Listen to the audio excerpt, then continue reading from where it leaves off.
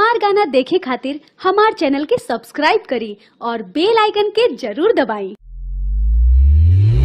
Mister Abhimanyu कोनी, mister Abhimanyu कोनी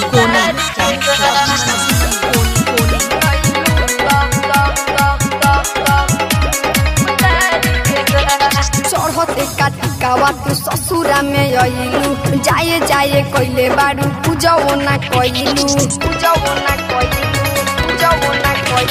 चढ़ते काटिकावा तू ससुरा में अइलू, जाए जाए कइले बारू पूजो ना कइलू।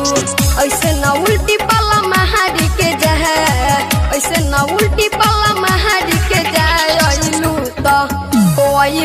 तो दियावा बारी के जा, छठी मैया के आरती उतारी के जा। अइलू तो दियावा बारी के जा, छठी मैया के आरती उतारी के जा।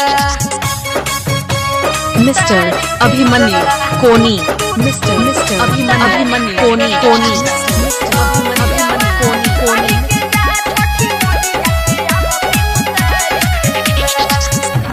हे बहरे दान जान तोह के छठी माई, ओ गिला कति कहवाले गोदिया भराई, गोदिया भराई।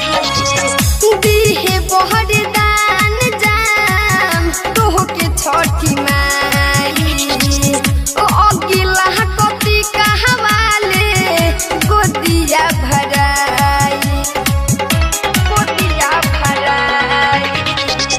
माता रहनी गंगा जल पहानी, लाई लपौआ पखहर के जहा, लाई लपौआ पखहर के जाहो। अइलू तो दियावा बारी के जा, छठी मैया के आरती उतार के जा।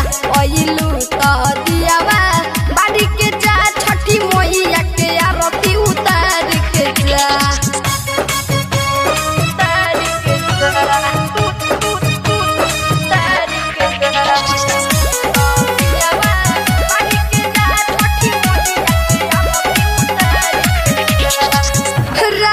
तोहर सोनी सरगम करली गोहाई, बेदर्दी विशाल सोचे तोहरे भलाई, तोहरे भलाई। राई तोहर सोनी सरगम करली गोहाई, बेदर्दी विशाल सोचे तोहरे भलाई।